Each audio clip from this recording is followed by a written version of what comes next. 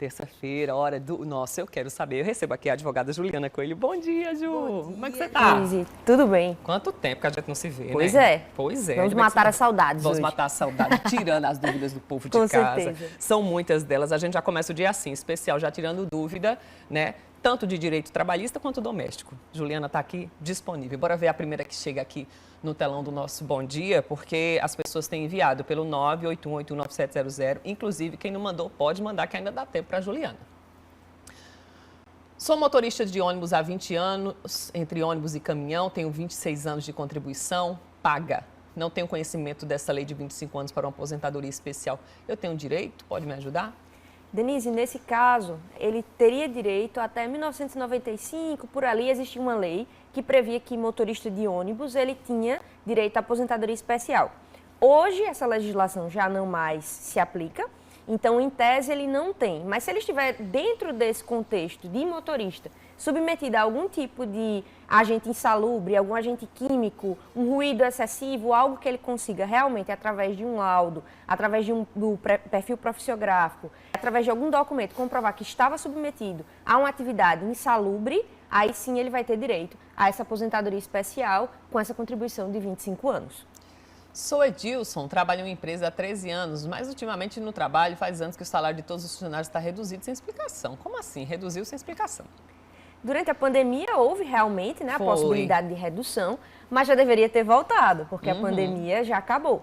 Então, o direito do trabalho ele tem um princípio básico, que é a irredutibilidade salarial. Então, você já ganha um valor X, isso só pode ser reduzido em casos excepcionalíssimos, ou por uma medida provisória do governo, como foi no caso da pandemia, ou por uma negociação coletiva com o sindicato, mas via de regra isso de reduzir o salário está incorreto e você deve procurar realmente alguém para auxiliar com os seus direitos. Pergunta agora de direito doméstico, bora ver. Trabalho de babá, fecho o olho trabalhando e abro quando trabalho sem uma carga horária indefinido. Acorda, trabalha e dorme, e acorda, trabalha de novo e essa é a rotina. Isso é uma questão que as pessoas confundem muito o trabalho doméstico como alguém da família, alguém nesse sentido, e esquecem que, na realidade, o trabalho doméstico ele também está submetido às regras previstas, por exemplo, para controle de ponto. Então, não é porque você trabalha em casa que você não vai ter uma jornada definida, intervalos para gozar, uma possibilidade de ter seu descanso, né, garantido, mesmo que num trabalho doméstico. Então, é importante ter cartão de ponto, é importante ter jornada definida e, caso essa jornada seja extrapolada, aquelas 8 horas diárias, é importante que haja realmente o pagamento da hora extra com adicional de 50%. Isso não existe mais, está todo mundo muito bem informado hoje em dia, né? Exatamente. Não adianta dizer que não sabia, que sabe, né? Tem que respeitar o trabalhador. Sou de Campina, trabalhei em uma empresa de São Paulo, descobri que meu salário era R$ 1.200, abaixo dos demais colegas que trabalham em João Pessoa e Campinas, sendo que a função e código da função eram o mesmo na carteira, sem nenhuma diferença na nomenclatura e nas atividades. Cabe uma solicitação de equiparação salarial, conforme salários dos colegas? Nesse caso, o que a gente está observando é que eram pessoas que trabalhavam em localidades diferentes. Então, por exemplo, é possível que haja convenções coletivas diferentes que prevêem salários e benefícios diferentes. É verdade, São Paulo e Paraíba, né? Exatamente. Então, a depender disso, não estou dizendo que é exatamente esse o caso, porque a gente não tem conhecimento, mas pode ser que seja isso. É comum acontecer numa mesma função, mesmo para a mesma empresa, né? Mas em localidades diferentes, vão ser sindicatos diferentes e pode ser isso que está acontecendo. Nesse caso, se for isso, aí realmente não há nenhum direito à equiparação salarial, porque o que a empresa está fazendo é seguindo normas coletivas. Próxima pergunta, gostaria de saber como é calculada a hora extra trabalhada. Como é feito? Nesse caso, o que a gente precisa saber é quanto vale sua hora de trabalho. Então, se sua hora de trabalho vale R$10, R$20, depende da sua jornada de trabalho, né? Se é 220 horas mensais, se são 180 horas mensais, se eu trabalhar a tempo parcial ou não, é a jornada completa. E a cada hora trabalhada, você vai ter o direito a um adicional de pelo menos 50%. Então, você vai somar o valor da hora mais 50% desse valor e vai dar o valor bruto da sua hora extra. Mas lembrando que a hora extra ela não é só o valor bruto lá da hora extra, ela vai ter todos os reflexos nas demais verbas, inclusive no descanso semanal remunerado, também vai ter esse acréscimo. Então, é assim que a gente calcula. É o bruto, não é o líquido, né? Tem que saber essa diferença, né? Exatamente. Então, aí vai ter as incidências de contribuições previdenciárias. Que depois a pessoa recebe menos e não entende o que está acontecendo. Exatamente, aqui. sim. Me chamo Edi Silva. Oi, Edi. Gostaria de tirar uma dúvida. Trabalho em empresa e ganho um salário mais a comissão. Nos últimos anos, o percentual da comissão foi reduzido em mais de 50%. Pode? Nesse caso, se nós estamos falando do percentual em si, né? Você ganhava 2% de comissão sobre eventuais vendas, 3% de comissão sobre vendas.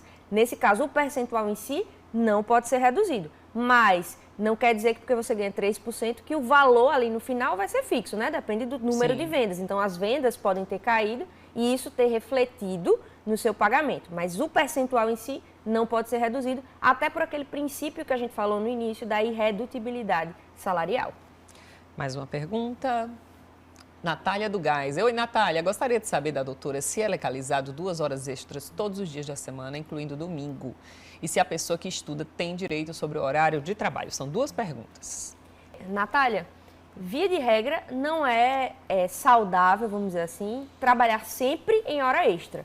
Mas se essa hora extra está sendo remunerada, então você está recebendo por isso e não há nada assim que a gente possa dizer que está 100% ilegal. Não, se está sendo regularmente remunerado e está tendo todos aqueles reflexos, tudo que a gente acabou de conversar sobre isso ainda agora, é possível que isso aconteça. Não está 100% certo, mas também se está cumprindo com essa obrigação, tudo bem.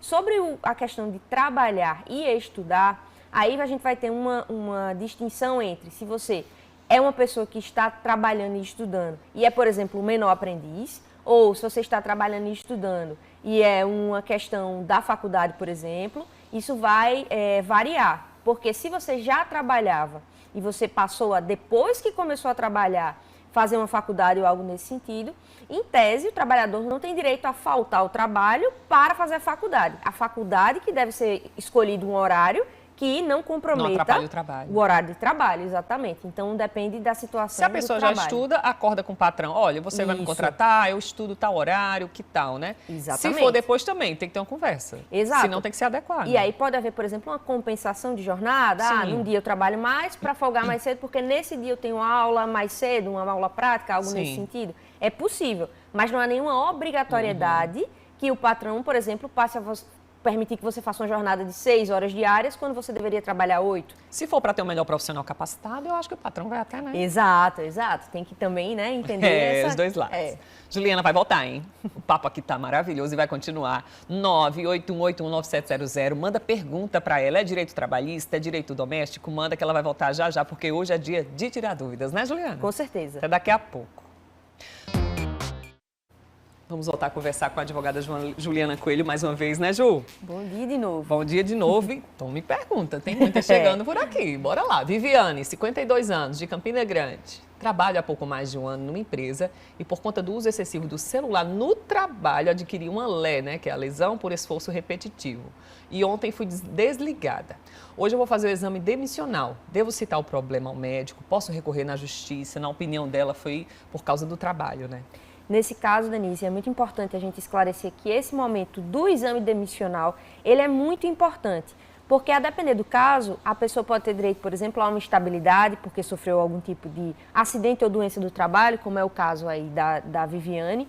Então, é esse momento que vai dizer, olha, essa pessoa realmente pode ser demitida ou não, ela está doente. Então, é imprescindível, Viviane, que você apresente, por exemplo, laudo médico que diga que você está com algum tipo de doença, com algum tipo de enfermidade, que é o seu caso, né, da lesão por esforço repetitivo, e mostre isso na hora, porque se for o caso, você pode, inclusive, ser encaminhada já diretamente, né, pela empresa ao INSS para gozar de benefícios previdenciários. Então é interessante ela falar isso ao médico, né? Exatamente, no momento do exame. E levar os exames prévios. Então, é uma ultrassonografia, por exemplo, do punho, do pulso, tem que levar. Entendi.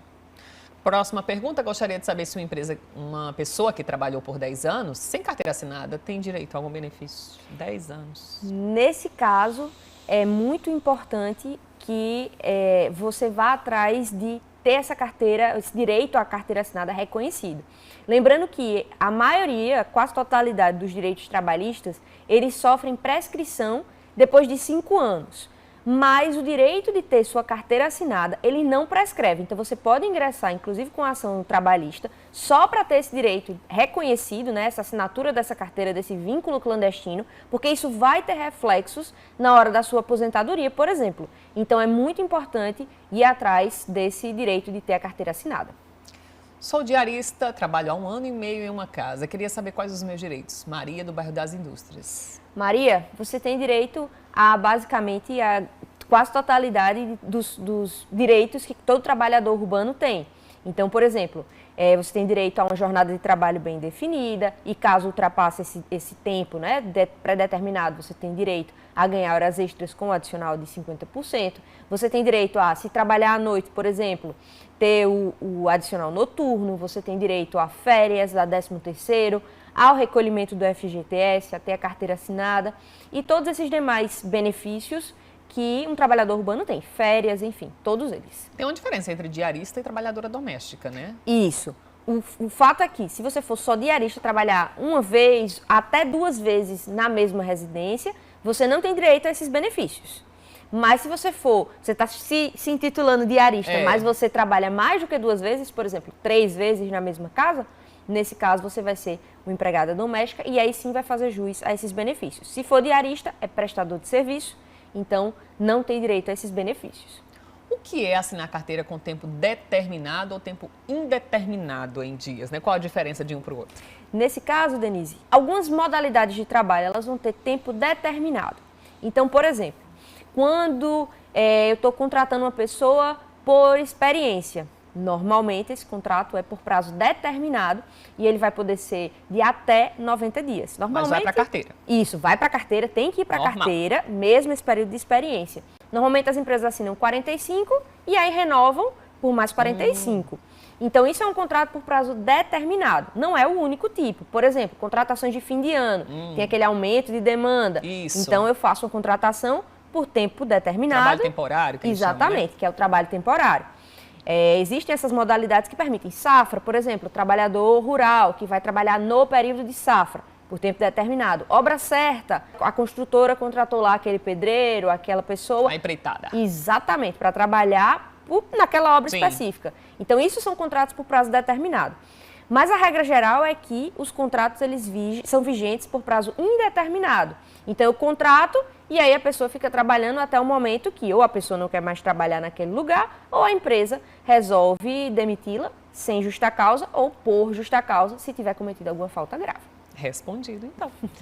Entreguei minha carteira de trabalho desde 2019 para minha patroa. Achei que estava assinada. Quando pedi para ela me devolver, percebi que não estava assinada. E agora estou com um bebê de 7 meses, não consegui meu salário maternidade, porque ela já veio assinar de última hora. O que é que eu faço? Eu sou doméstica, foi tudo, é uma bola de neve, como se chama, né? Exatamente.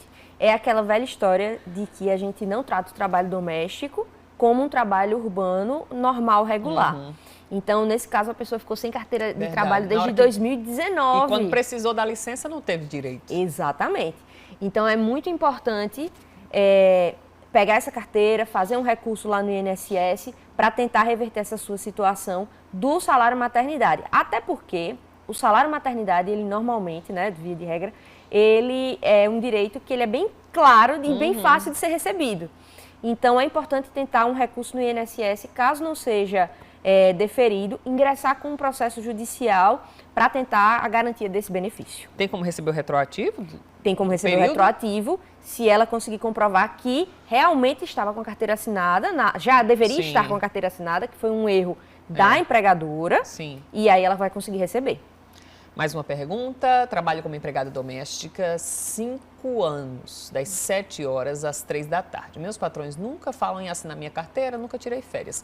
Só recebo o 13º. Já falei com ele para assinar minha carteira de trabalho, eles não quiseram. Nossa, já teve a conversa, não quis, tá complicado. E nesse caso, Denise, é um problema porque não tem o que querer. Nós estamos falando de uma obrigação legal. É lei, né, minha gente? Exatamente. Nesse caso, eu sempre digo, né, aqui que a gente deve conversar, tentar chegar num consenso, num acordo, mas como você já conversou, aí realmente não sobram muitas opções. O que eu recomendo é que você procure o sindicato da sua categoria, existe um sindicato dos trabalhadores domésticos, para tentar lhe auxiliar nessa questão.